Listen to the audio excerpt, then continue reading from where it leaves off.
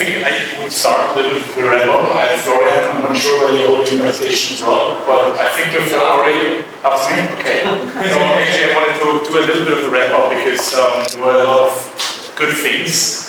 There are 3 top key points in my presentation, right? First, what assessment I'm divided back into you on why Austria is a crypto tax haven, right? There are a lot of aspects to this, and it's a little bit upcoming. I don't know whether you were in the background reflecting on the crypto tax policy, whether it's right. You were saying basically that if cryptocurrencies are used as a currency, they should be treated inherently different, right? There are others, for example, those from Bitcoin Austria, or for Australia, the notion on making crypto again as a country asset, effectively using the holding period. I mean, there are a lot of different aspects to this. We argued back then, and I think rightly so, still arguing that the basic fundamentals of the Austrian tax reform is that crypto taxation is inherently easy now. Because what actually the Austrian government introduced was a crypto box, which is a tax-free box as long as you remain in crypto, with 2 main exemptions, which is mining and which is lending, right? And as long as you remain more or less decentralized, but there is a specific aspect of that indeed that I'll have on the slides once they come up. So that is unique, right? Austria is an industrialized country. We have a very high tax base and very high tax rate, right? So having an effective taxation method which only taxes at exit or when they're mining or lending currency is very beautiful, right? And is in itself magnificent. And because there are now the big guys incoming, Bitcoin is here, Bitcoin is here, and there are other big guys now incoming. Although Austria also introduced a withholding tax system, which back at the time we expected, well, the withholding tax is an effective entry barrier for any other group as a service provider. Now, 3 years fast forward, it's just the opposite, right? So, because of the rules, because of the, I would say also the guidelines of very well-established guidelines of the tax authorities, everyone knows what the state was so deeply, it remains complicated, but it's tax law. So I don't know whether you've seen any easy tax laws being anywhere in the world. Please tell me and should I jurisdiction and knowledge so far. And the third major aspect is that in the overall arena, where you use crypto, for example, as a means of payment, right? Stablecoins are treated still also for taxable purposes as crypto, right? So effectively that means that you can take your volatility risk out and more or less cash out against stablecoins for your remaining crypto box in terms of taxation. And this is of course beautiful if you make use, for example, means of payment. If there is at one point any liquid euro-based stablecoin, sure there will be at some point in the future will be a liquid euro-denominated stablecoin be available, but usually US dollar-denominated stablecoin, the only incremental gain or loss you're going to make is the euro against the dollar, basically.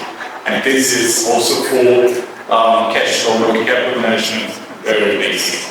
I have one slide, I don't know where it's coming up at all. It's regarding treasury companies. I think this is now really the story of 2025. I just want to shoot out really one major pain point now in Austria, that we have an effective double gap system now in Austria, right? So the local debt in Austria effectively leads to a reconciliation with the tax gap, which is an inherent pain in the sense that obviously for corporates doing setting up accounts is a double-sided accounting for taxation and for corporate tax as well. The last point I want to talk about is because I've said as long as you are decentralized, right?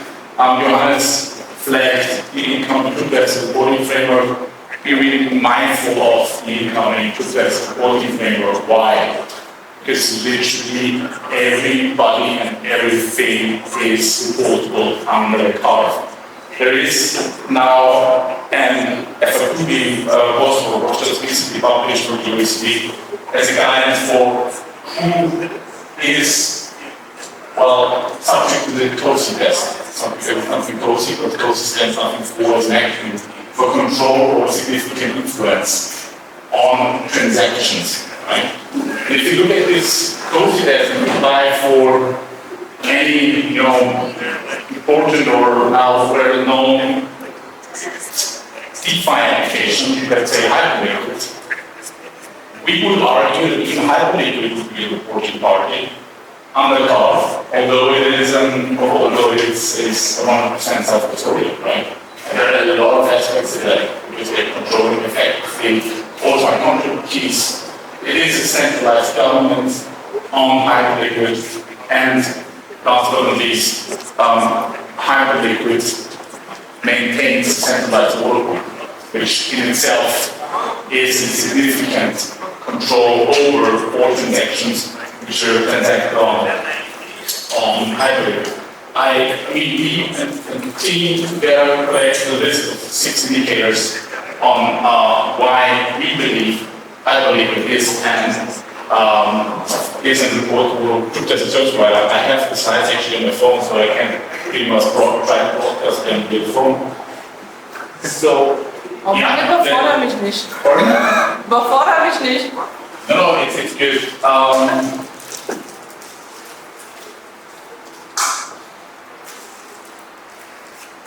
Yeah, that's maybe more or less it. But what I wanted to shoot out is first, control over smart contracts, upgrading admin keys. Well, this obviously is a positive factor, and Hyperliquid remains exactly that role with Hyperliquid. Second is, I don't know whether you follow the Hyperliquid governance system. There's going to be an upgrading happening. We want to introduce a so-called DAO-based governance. In the past, we had the adjustment of leverage limits. These were basically centralized, put forward and provided, which is really being a centralized product development shipment, which should be then in the future based on the DAO-based governance. But we all know the saga about unis or uni foundations, as long as Hyperliquid will remain a 50+1 vote in the DAO-based governance. We might argue that significant control hasn't shifted. Then we see the operations of AMAM, staking and lending. I mean, they are not operating in AMAM, they are not offering any centralized lending services as we know them from centralized services, but they allow for staking without touching an POS. So we call that, let's put it that way, tax law, that's lending, that's staking in name only, so nothing else than lending. So basically also a positive COSI factor, which leads to the application of CARF. Then, as I've said already, custody future funds. I mean, that's even outside of CARF, because as you all know, Hyperliquid is non-custodial, and the ability to influence transactions, right? If you're maintaining a centralized order book, it's pretty straightforward. So our conclusion would be Hyperliquid most likely meets the COSI factors, or whatever the COSI factors there might be in the practice, we can see. And this really shows how significant CARF is. And remember the slide, for be honest, on which jurisdictions are going to be reporting from 2006, 2007, 2008 onwards. It would be interesting to see a map on which countries are not reporting in 2030. I think this map will be pretty wide.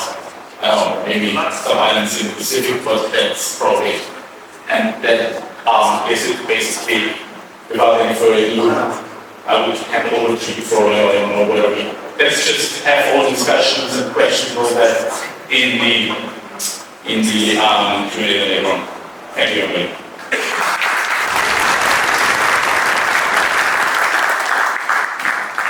Thank you very much, Georg. Florian. Thank you.